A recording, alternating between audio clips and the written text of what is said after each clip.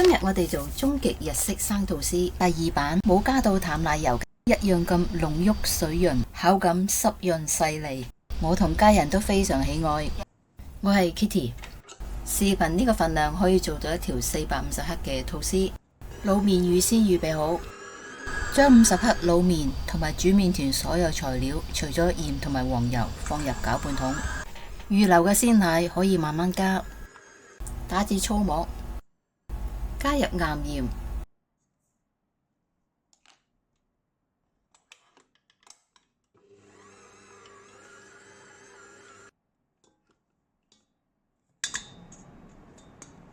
室溫軟化黃油，繼續攪打至光滑。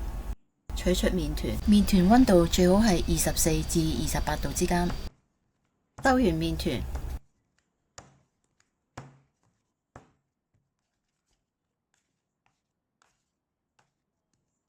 基本發酵28度至雙倍大。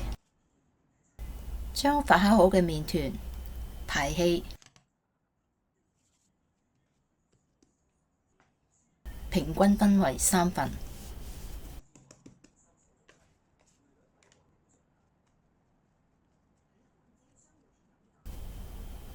滾完，鬆弛20分鐘。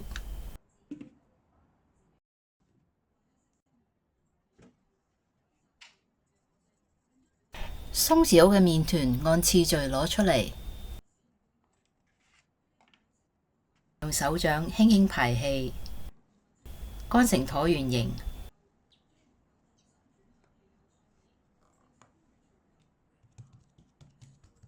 翻面，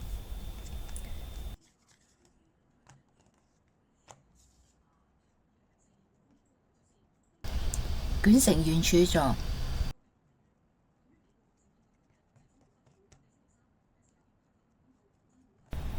鬆弛20分鐘。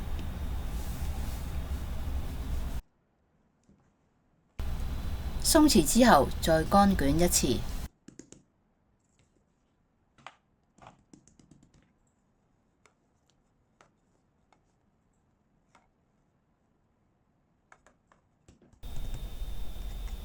反轉，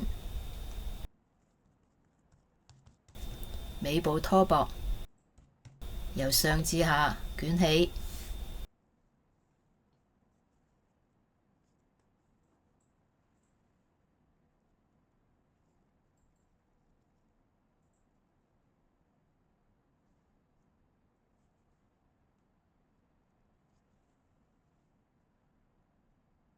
放入450克嘅吐司模，35至38度攝氏度發酵至7分半至8分滿。